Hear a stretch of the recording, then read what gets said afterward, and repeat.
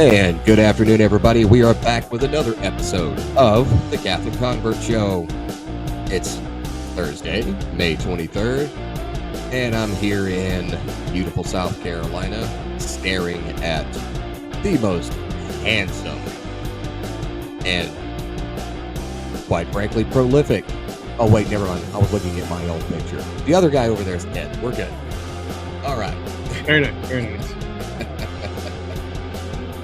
We'll get it going. Ed, how you doing, brother?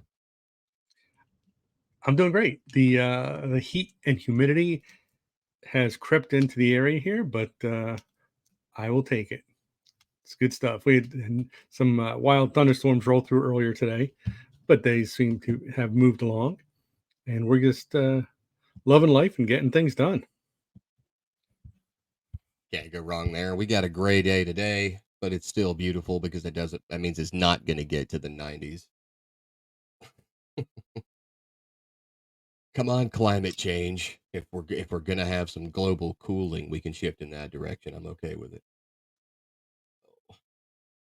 You know, it's so weird. One of the things that it pops up on my wife's phone all the time, especially since one of the frequent coffee places we go to is like Dunkin' Donuts because there's one right up the road from us. But she'll have this pop up on her phone, today's International Donut Day, or today is National whatever day, National Go Buy a Puppy from the Zoo Day. Everything is, every day is a national or international day of something. And it's weird to me that that's the direction we shifted because every day is something in the Catholic Church. Every day we have a saint of the day. Every day there's something new that is marked on the liturgical calendar, whether it's a feast day, uh, you know, a, a day of remembrance, holy day of obligation, day of solemnity. There's an ember day. There's always something, right? And that I feel like that connects us to the divine, right? But outside of that, when you have these weird, invented, commercialized opportunity to send a couple of sales email holidays, it's like they're trying to compensate, and I'm not accusing them of it.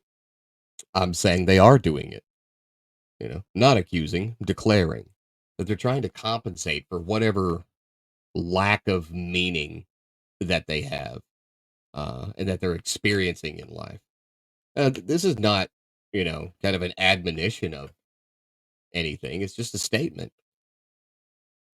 We live in a weird secular space where everyone is searching for something deeper, and it's becoming increasingly more urgent every single day, whether it's a national something or national day of whatever.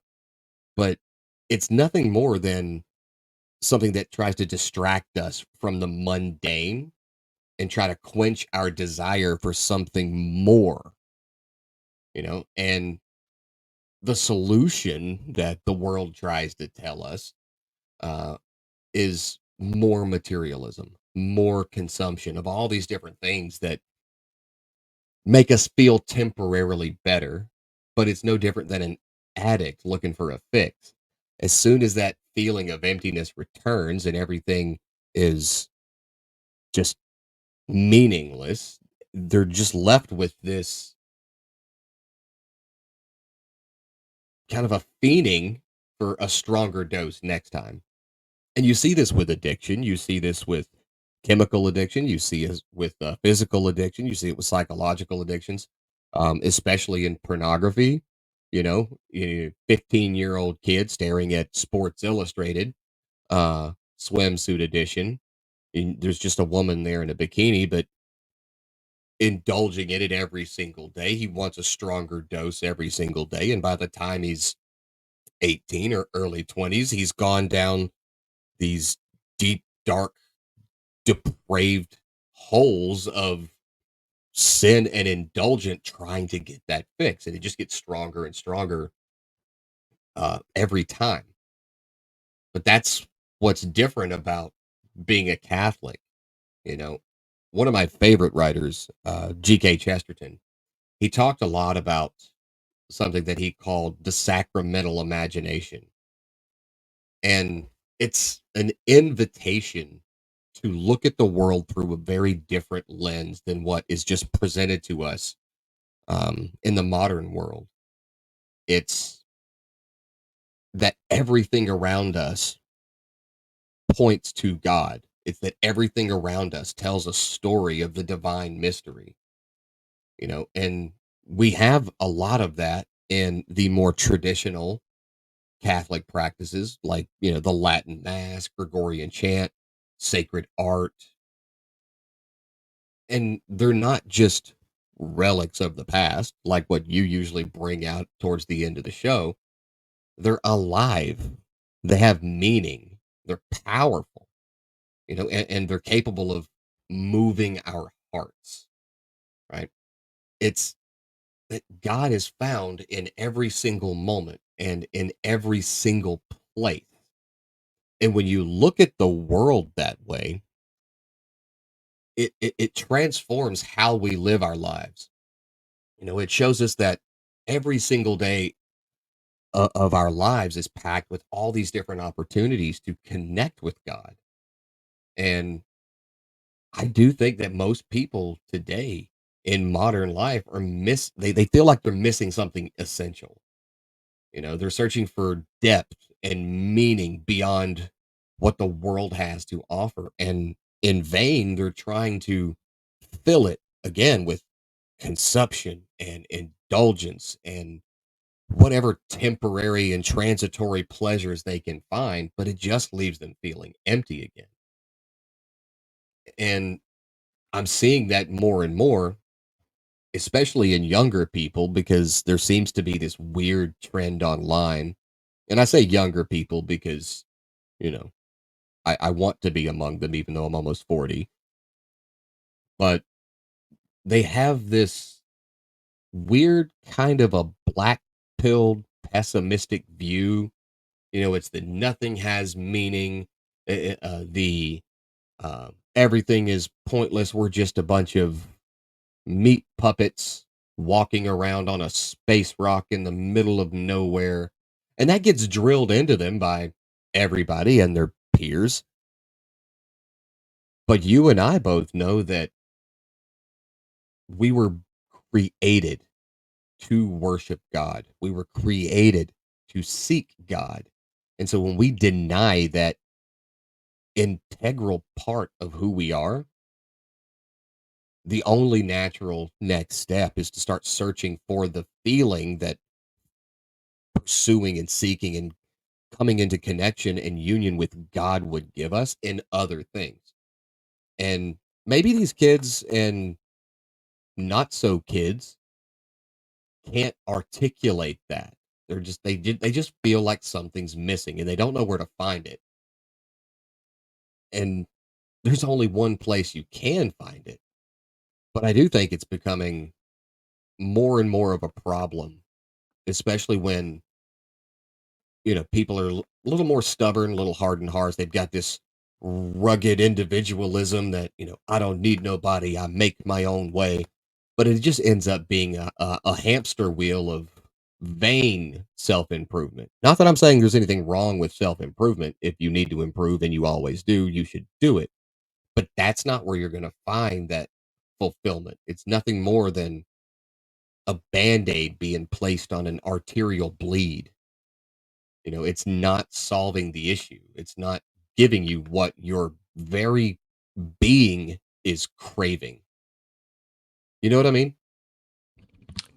Yeah, absolutely, I do. And I think that is a big problem in today's world is that people are looking for that next high, like the saying goes. Um, and it's never enough. It's never enough because and I explain this to people all the time is that, you know, God is such an enormous part of who we are that when we live in a society that says you don't need God, you can do fine without him, and you remove him, well, then there's this massive void within you that needs to be filled. And so instead of realizing, okay, well, what's missing in my life is God, we try to fill that void with a million other things. And because they never quite do the trick, that's why you're continuously looking for something bigger and better. And I try to explain, like to my CCD students, that even though we sometimes use the words happiness and joy interchangeably, they're not quite the same thing. And I say happiness are these things that you do pursue on a daily basis, and there's nothing wrong with most of them. Hanging out with your friends at lunchtime and mom making you your favorite meal at dinner time and all, just playing your favorite sport. Yeah, those things make you happy. But if you notice, the happiness lasts while the activity lasts. When the activity is done, the happiness goes away with it. Whereas true joy is something that stays with you. And the only place you will find true joy, this amazing sense of happiness that actually stays with you, regardless of what's going on in your life, the only place you're going to find that is with God. And I think that's what we forget. And you hear stories all the time. Well, not all the time, but you do hear stories about someone who's very well to do and they have a lot of possessions, um, and it's never enough. They if they've got a $100,000 car, it no longer gives them that happiness, and they now need a $200,000 car. They've got a 52-inch TV. They need to trade it in for a 70-inch TV. They keep going and going, thinking that okay, at some point I'm gonna I'm gonna reach that level of joy, forever happy, and they never get to that point because they're looking in the wrong places. And it's something that I think that we see more and more with younger people today because statistics show you that as we've gone on as society, you go generation down to generation, there's less and less of a belief in God. There's less and less participation in religion and in going to church and in prayer and in all these things. And so these kids, these 30-year-olds, 20-year-olds, teenagers, they're looking for a happiness that they can't find. And nobody is stepping in and saying, here's why you can't find it, because you're looking in the wrong place. And that's why it's so important for especially younger people to have people in their life that are going to point them in the right direction. And it's what something I find so frustrating with CCD. It takes me the kids are in a classroom for an hour and a half a week. It takes me that first hour just to get them out of their worldly mindset and into the mindset of being with God, learning about God. And I can see the change in them. And they really start asking questions and listening and trying to learn what I'm talking about. And then the problem is the bell rings, they go home, and mom's not talking about God. Dad's not leading the family in rosary. Nobody's saying grace. Nobody's going to church. And they get sucked back into the world until the following Monday night when it takes me an hour to pull them out of the world and thinking about God again. So they spend basically about a half hour every week thinking about God, learning about their faith, and then that's it. So it's almost like I start from scratch every week. But that is a problem. That's why we have so many of the issues that we have, because it's just people out there in the world looking for a happiness, getting disappointed and not finding it, and then ratcheting it up a little bit, ratcheting up their search, and trying things that are more provocative, uh, and things of that nature. So yeah, it's a problem. I mean, you mentioned earlier about finding that joy and seeing God everywhere, and that's part of my little ministry that I run on the side. I say that everything I have, everything I am, and every breath I take is by the grace of God. And I say that because I wish people would realize when you walk out your front door and there's an incredible sunrise coming up, that's thank you God moment right there. When uh when you hear your grandchild call your name for the first time, or you wake up to the sound of the birds chirping on a beautiful spring day, any of the stuff that we take for granted, the stuff that happens all day every day, and we kind of we I know we get used to it or whatever. I don't get used to it, but um we forget about those things, and then we forget about God, and so just saying, "Thank you for waking me up this morning, God. Thank you for breathing life into me every day." Um, it's you know, to an old dude like me, it's upsetting because we keep going further and further and further away from God. Yeah, and it kind of reminds me of and my youngest son, he is a huge Spider-Man fan. He regularly watches all of the Spider-Man live action movies over and over and over again to the point where I can quote them. Um, but there's a character in Spider-Man uh, called Venom. He's uh, he's like a symbiote, right? And he travels from person to person, and he tries to attach himself where he takes on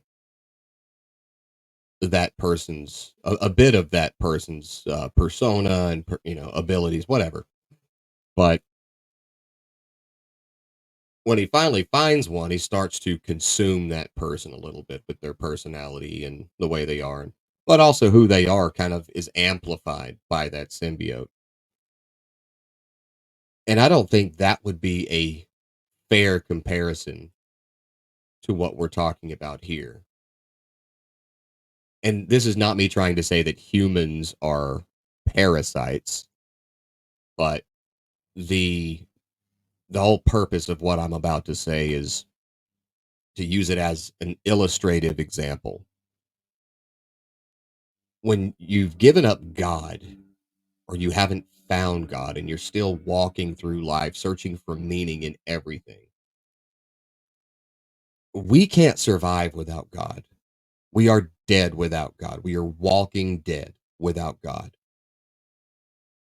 Think of a parasite in the sense that it will travel from host to host to host, and it will suck every ounce of life out of that host. And then when that host dies, it moves on to another host. But every host that it consumes and kills, it grows, it gets bigger. So its hunger is bigger the next time. And it travels from host to host, for again, illustrative purposes, because I really do hope there's not a parasite out there that can do this.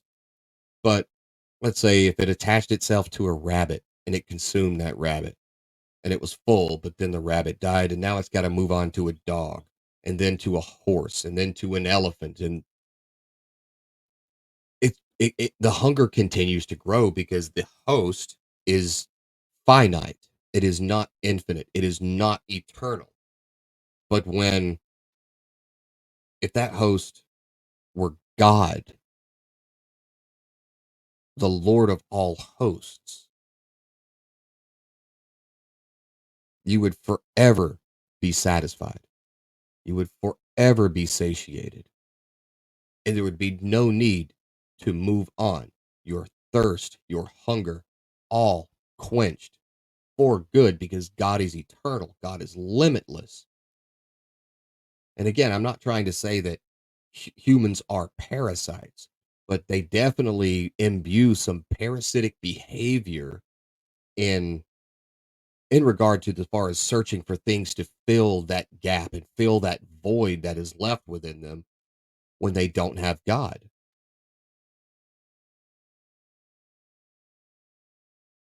Yeah, yeah. That's exactly what it is. It's this search and search, and it's kind of like, how many times have we been in this situation where you're late for work, you're late to pick someone up, whatever it is, and the only thing that's making you late is that you have no idea where your keys are. You got to get going. You got to get running, and you just can't find your keys, and you turn the house upside down. You're going in and out. Maybe I dropped them in the driveway on the way in yesterday or something. You're running all over the place, and then finally you look at the key rack where you always put your keys, and there they are, you know? And it's I feel like it's the same way with us with God so many times. We're running here, we're running there, we're turning the world upside down, trying to find this thing that's going to fulfill us and that's going to make us happy.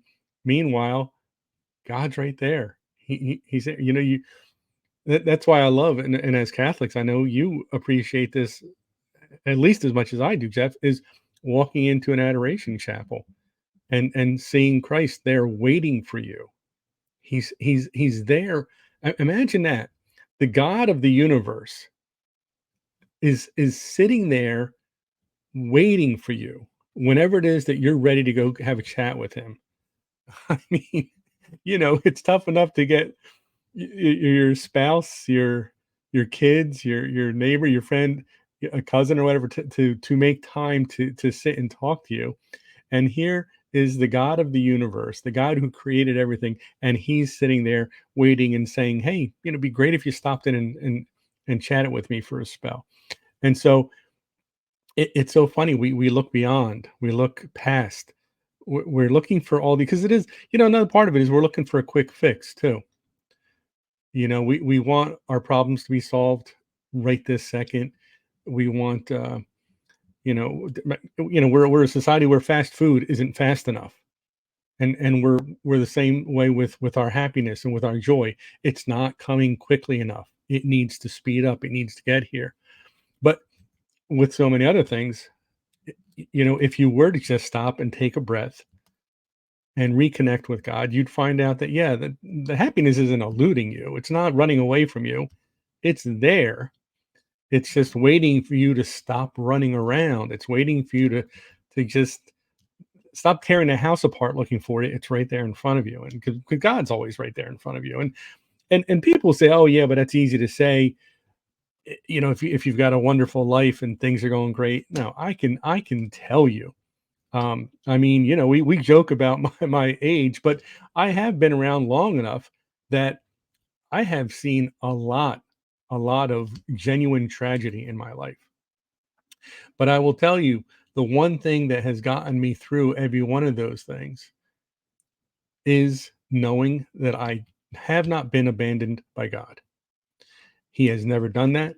He never will do that. And so I also know that whatever the next tragedy is that's waiting around the corner for me, I'm going to be okay because I haven't lost my faith.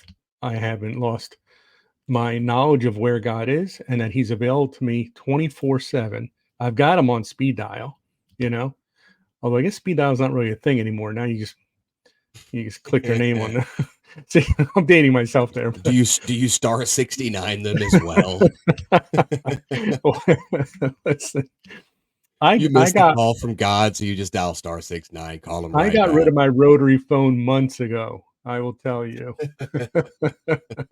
But seriously, but you know what I'm saying? It's the same old thing. We're looking and looking and looking for something that's right in front of us. I just it sometimes is astounding to me the lengths people will go to try. I mean, all you got to do is watch reality TV for a night or something like that, and you see what crazy things That sounds people like are a willing to do. torture chamber. Just watch reality TV for an hour a night.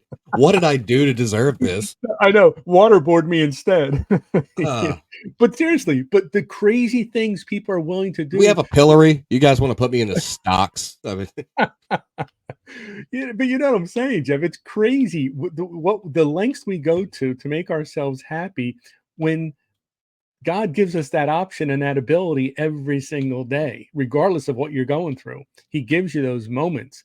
There have been times in my life where I mean, I'm sure we'll get into it at some point, as long as they don't kick us off the air, some months from now or whatever. But there have been points in my life where you couldn't be much lower than where I was, and yet I would make a point to stop in to an adoration chapel, or at a minimum, just walk into an open church and go over there by the Blessed Mother, by Joseph, by the crucifix and just kneel down and just put it all on the line and just say, here's what I'm going through. I can't go through it alone. I need all you guys to rally around me. I need the Blessed Mother, I need the saints, I need everyone to rally around me and help me get through this. And by the time I would stand back up and walk out of that church, walk out of the adoration chapel, you would think I just won the lottery.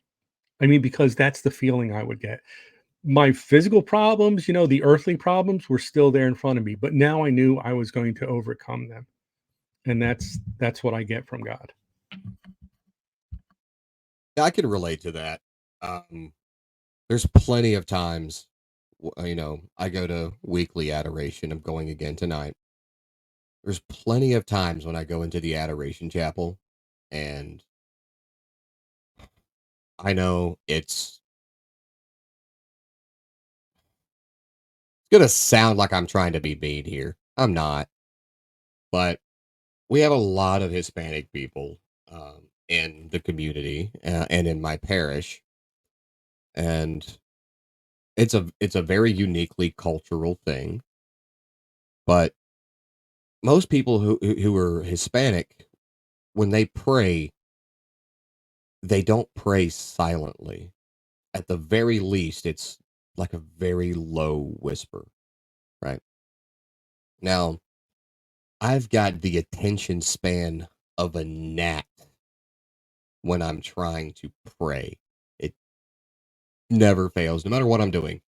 If I'm trying to pray, I end up going down stupidly weird rabbit holes in my head. And I'm like, where was I? Oh, yeah, I'm supposed to be, halfway through this decade on the rosary or something. And so I sit there and I'm like, it's silent. And there's this one gentleman that always comes in. And I'm a little jealous of just how constant and unending his prayers are for about an hour straight in the adoration chapel. Just boom, straight praying. And it's relentless. It never stops. And I know that because I can't stop focusing on him, listening to what he's saying, because I do speak some Spanish and I'm just listening to what he's saying. And so I guess I'm joined in with him and I'm like getting a little frustrated, a little. But, I brought that issue to my priest and he was like, well, do you have earbuds? Yeah. Do what I do. Well, what do you do? He goes, I have a playlist for, sacred music that I listen to when I go into the adoration chapel. He goes, granted, I'm there like 1 a.m. So there's not very many people in there. He goes, but it's, sacred music. It's Gregorian chant honoring the Blessed Sacrament or the Blessed Mother, something along those lines. Well, that's a great idea. So that's what I do is I go in there and do that. But when I do finally get settled to where I'm talking to God, I'm talking to God like he's sitting right beside me on the pew. And the longer I talk, the more tired I start to get and the more relaxed I start to feel. And there's been plenty of times where I've almost fallen asleep right there in the adoration chapel.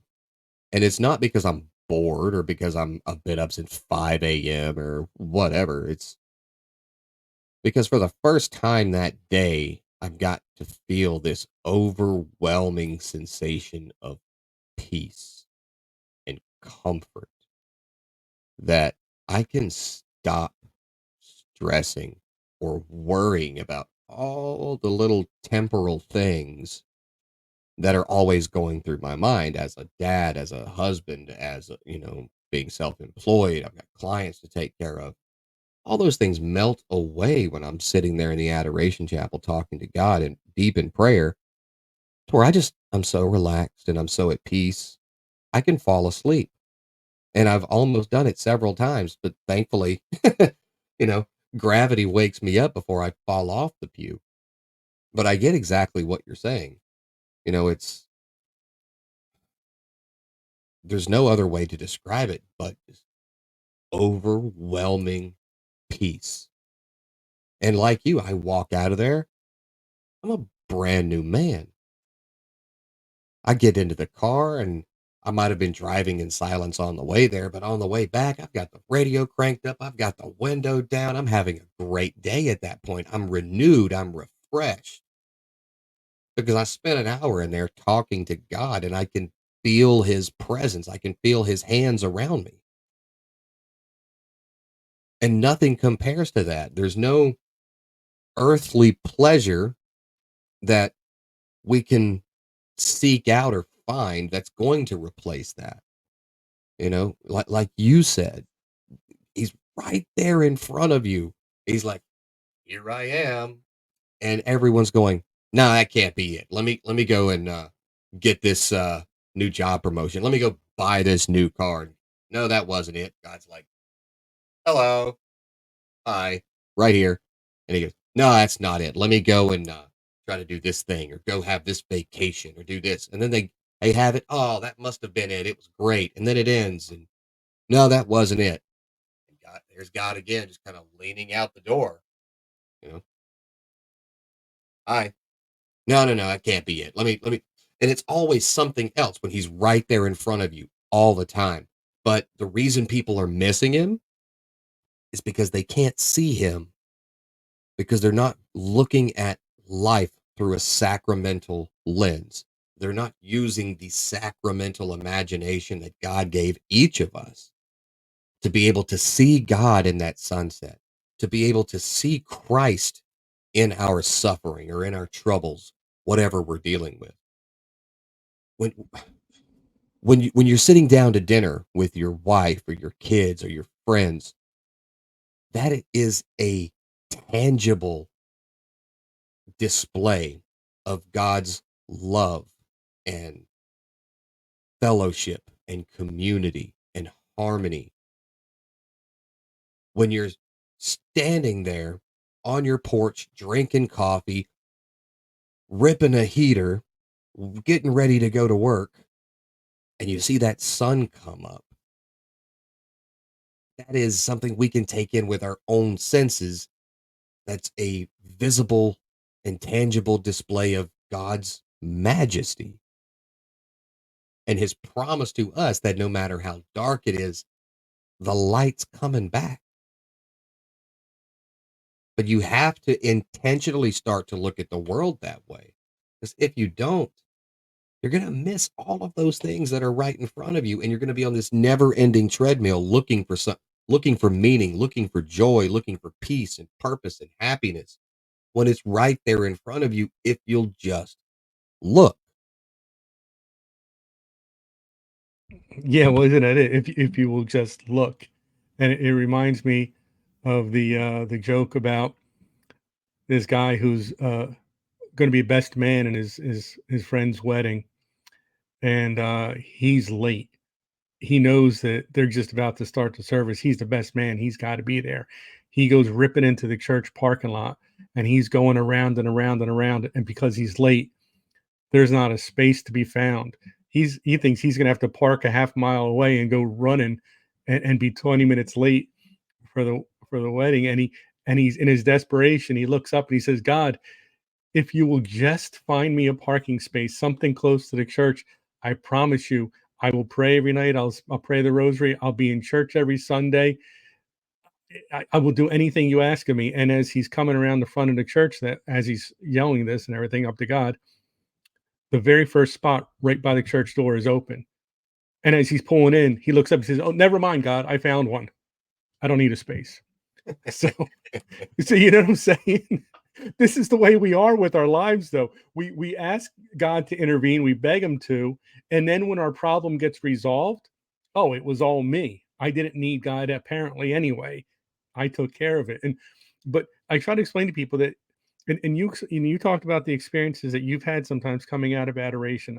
I've had similar experiences, and people will say to me, well, I don't ever have those moments. I don't ever, God's not talking to me. I don't have these wonderful Holy Spirit moments or anything. And I say, well, listen, it's just like kind of like being a basketball player. You can't just sit on your couch eating Doritos every night and say, why aren't I winning a national championship with my favorite team? Why aren't I in the NBA? Why isn't anyone calling me? as you're woofing down another 2-liter bottle of Pepsi or whatever. Well, you have to practice. You have to work hard. You have to do everything in your power to get there. And if you want to have these wonderful, insightful moments with God, you've got to work on it. You have to have a daily prayer life. You have to say the rosary. I mean, it doesn't necessarily have to be the rosary, but I suggest the rosary. It's a beautiful prayer. But you have to be receiving the sacraments. You have to be getting involved in all these spiritual activities, because then these things are more likely to happen. I'll describe some moments that I've had, and people will say, "Yeah, but that's never going to be me." And I say, "Well, listen, I, it wouldn't have been me if I hadn't given my life over to Christ and said, 'Hey, it's in your hands. Show me what you want me to see. Let me hear what you want me to hear.'" Now, I'll just give you like a quick example of one of these things. It was on the feast of the Assumption this past year, and I'm in church. Mass hasn't started yet. I'm just doing my normal pre-mass prayers. I'm kneeling there, and the church is dead quiet. And for what I hear, this like whispering, and I can't tell what's being said, but I think it's probably some people a few rows behind, pews behind me, talking about whatever, because mass hasn't started. But I keep hearing it, and I'm looking around and I can't pinpoint where it's coming from. And then finally, it becomes a little bit louder and clearer. And I look, and my I'm drawn to the statue of the Blessed Mother, and I'm looking right at her because I know that the this whispering I'm hearing is coming from that direction. And when I finally fix my gaze on the Blessed Mother, she says to me, "I love you, my child." And this is on the feast of the Assumption. And then as soon as she said that, it was almost as though someone had put their hands on my shoulders and near my neck and turned my head to the crucifix. And I heard that same voice, the Blessed Mother, saying, "And my son loves you even more."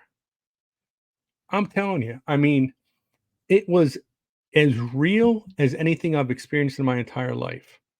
Blessed Mother telling me that she loves me and that her son loves me even more. Best day I had had in a long time. I had gone into church that morning feeling a little down, going through some tough things. And then the Blessed Mother basically tells me, "Hey, I've got your back. My son has your back. It's going to be okay." But again, you have to put yourself in the position to have those kind of moments. And the way you do that is by developing a daily prayer life, a good life of receiving the sacraments as often as you can. Um, Everything that we talk about, saying grace before every meal, just every morning, just, what was it, Father Larry Richards, who says, no Bible, no breakfast, no Bible, no bed, right? That's the way you start and end your day with God. What is there any better way to do it? You know what I mean? If that's the way your day starts and finishes, all the stuff that happens in the middle doesn't matter. And that's the way I've always approached life, and it I think it's worked out fairly well. Yeah, could be doing a lot worse, I guess. But no, it's true. People say, "Well, I never hear it. I never see it." Well, you're not listening for it. You're not looking for it. It's you're not going to find what you're not looking for. It doesn't just fall into your lap. It's like it's just like people, saying now, it's hard to find a good woman to marry for people out. I'm like, okay, where are you looking? Well, they're just not knocking on my apartment door. Or, well, I've looked at all of the bars, all of the clubs. Really? And you haven't found one. So you're either not looking or you're looking in all the wrong places. Makes Apparently, sense. they haven't looked at the Jersey Shore. You'll definitely find one there. For some reason, I don't think that's true. But we're going to move on from that comment. But no, that's what I'm saying. Like, people are like, well, God doesn't talk to me. Are you listening? God doesn't show me anything. Are you looking? Chances are no. You're too caught up in trying to do it all yourself. Your story about the parking space kind of reminds me of that old one that I've heard since I was a kid. the guy's, it's flooding. The guy gets on the roof, and the guy comes by with a helicopter, and he's like, or a guy comes by in a boat. He's like, "Come on, I'll save you." He goes, "No, no, no, God's got it." Then the guy comes by in a helicopter, "Hey, I'll save you." "No, no, no, God's got it." But by this time, the water's up to his neck, and then finally another boat comes by and says, "Come on, get in." He goes, "No, no, no, God's got it." And then he drowns. He gets up there and he's like, "God, why didn't you save me?" He's like, "What do you mean? I said a helicopter and two boats out there, and you, you're not looking for it. You're not paying attention. You're too distracted worrying about things that are not going to matter in the end anyway." Yeah, are there things you should definitely worry about? Yeah, worry about your health, worry about your family, worry about your finances, worry about all of the things that you need to take care of. Because this is not me saying if you stop worrying about everything, it'll take care of itself. That's not true, and that's not what I'm saying. I shouldn't have to make that statement, but this is the internet. People make out what they want to hear. But the point is that everything is going to be okay in the end. But that doesn't mean the end is tomorrow, right? You're going to have to endure some things. That's what life is. But you'll hear God and you'll see God if you're listening, you're paying attention, and you're going to the places where you're most likely to hear and see Him. And you're looking at the world through a sacramental lens, realizing that everything points to Him. All these opportunities to find and hear and see Him are right there in front of you. You just got to look and listen and shut up, quite frankly. Yeah, too many people do that. They talk over God. Yeah, yeah. All the time. But I think it's time we take a trip down into your basement. No, not the creepy one, the good one. And we check out what Ed's got from the Vatican archive today. Well, uh, for today's little item, we are going back to July of 1774. You were just a That was a young good lad year. there. That was a very good year. But and I know, I mean, I don't want to spoil the surprise for anybody, but I believe the saint of the day coming up later is the Gregory VIII. Seventh. Oh, the seven. Oh, seven. Yeah, that's right. Gregory the seventh. Right, right, right. Who, of course, was a pope. Um, and so we're doing something of a papal nature. I was, you would warn me about Gregory the seventh, and then I said, and I do actually have something related to his papacy, but my archivist was on break when I went down there, and so I couldn't find it on my own, and so I grabbed something else. But this is actually very interesting. What you are looking at here is actually a, a death certificate from a member of the Swiss Guard who died in July of 1774. It's kind of cool. I've done some translating on it, and it says that he died in the hospital. It says that they made sure to mention that he had received all of his sacraments prior to his death. Um, so I just, again, this is what a weird, creepy thing for me to own, but it is it is related to the papacy. It is related to the Vatican. It's related to the Swiss Guard, which I find those guys fascinating.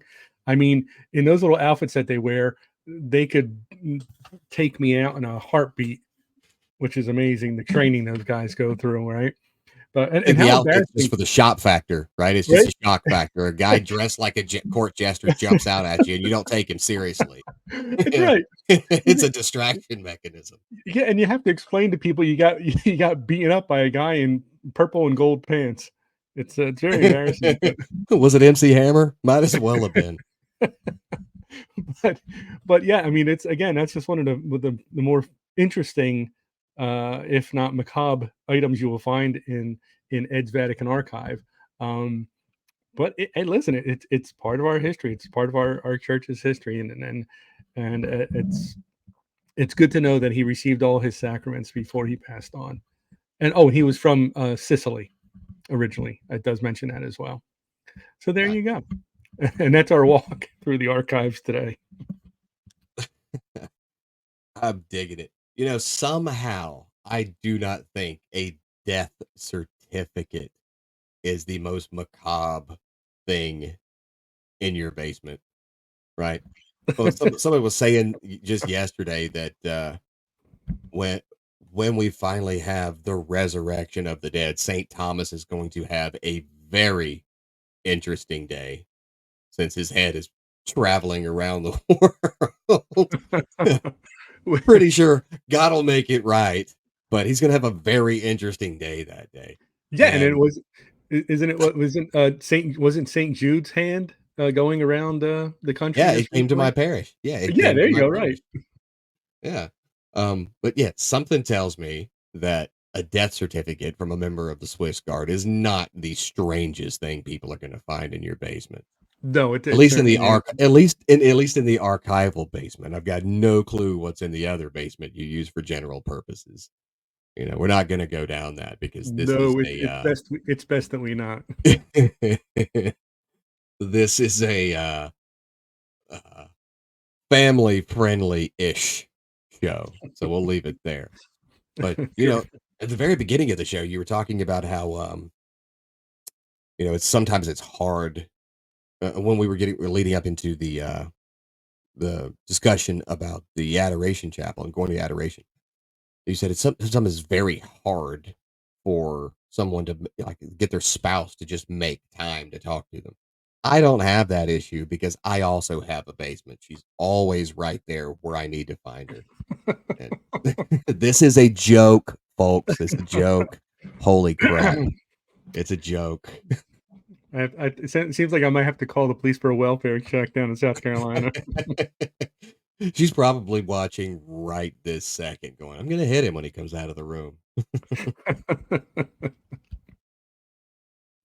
But no, like you said earlier, today's saint of the day is Saint Gregory VII. Now, here's what's really cool about him. So, the 10th century and the first half of the 11th were pretty dark days for the church, particularly because the papacy was the pawn of various Roman families.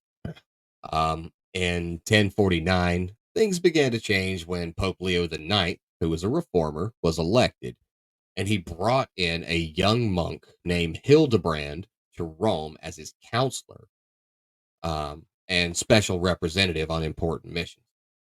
Now, Hildebrand would later become Gregory VII, but there were three evils that plagued the church back then. And oh, everyone out there saying the church is trying to cover everything up. We condemn these things too. Okay, just let you know. But one was simony. It's the buying and selling of sacred offices and things.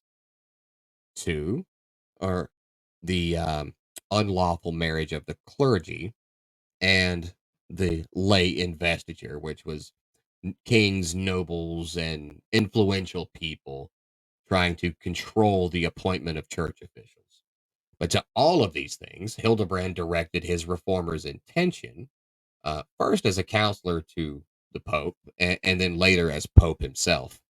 So Gregory's papal letters did really straightforwardly stress the role of the Bishop of Rome as the vicar of Christ and the visible center of unity in the church.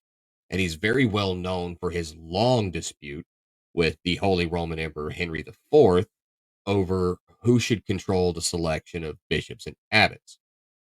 Now, Gregory fiercely resisted any attack on the liberty of the church. And for this, he suffered a lot. And he finally died in exile.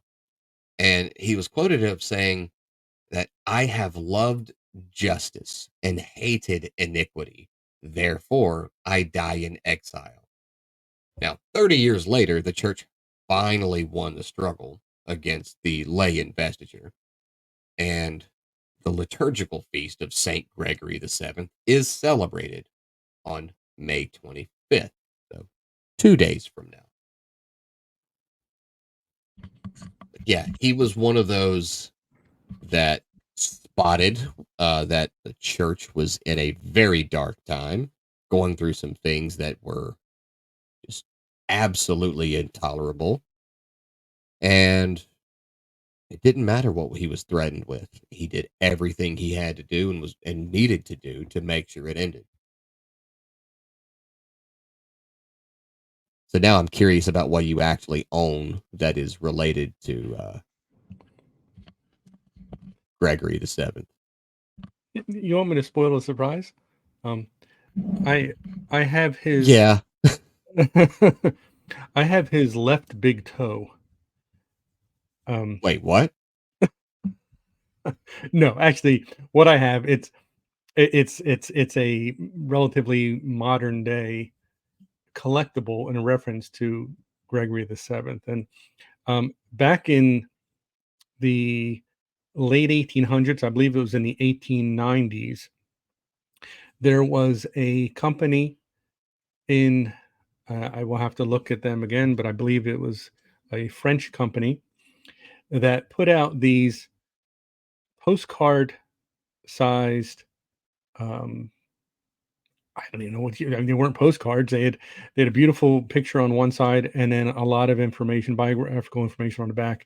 So they're kind of like trading cards, if you will, for popes. But the great thing about them, like I said, I mean, that they're well over 100 years old. They were from the 1890s or so, 1880s. They're beautifully illustrated. They're gorgeous.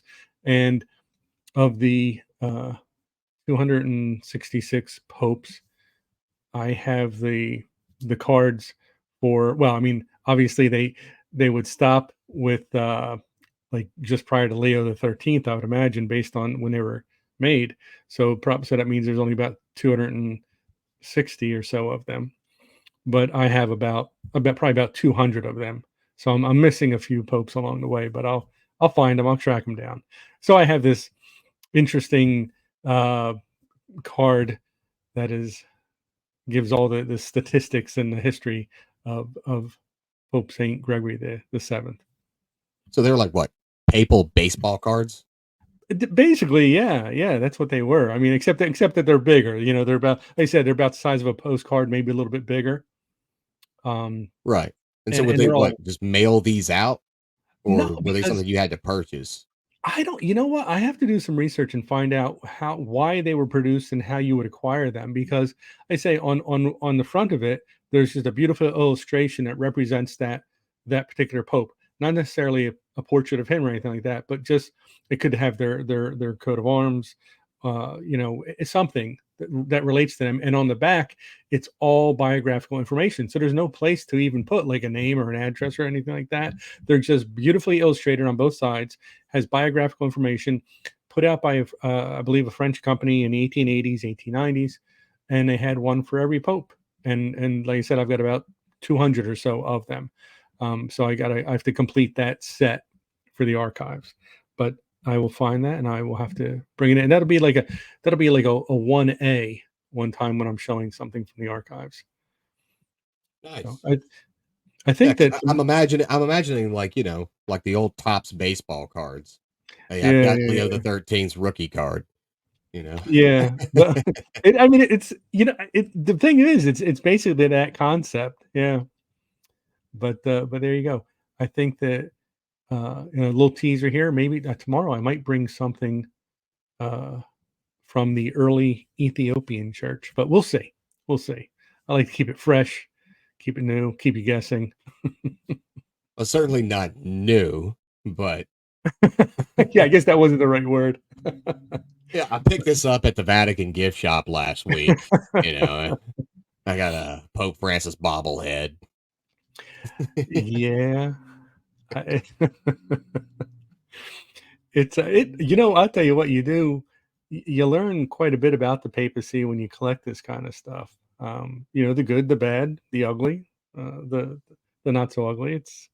It's fascinating stuff. And then when you get involved in the whole issue with the papal states and things like that, and obviously they had their own money. I've got coins from the papal states from various years and stuff like that. And but yeah, it's I'll tell you what, when a church has been around for 2,000 years, there's a lot of history that goes into it. A lot of interesting stuff.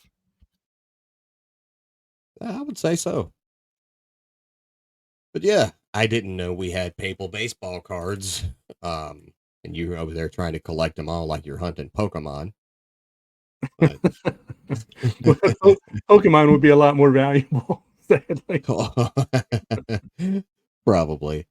Yeah, that's weird too, isn't it? Yeah, these things, these cartoon characters that some Japanese guy made up, the cards are worth way more than, actual artifacts from actual history.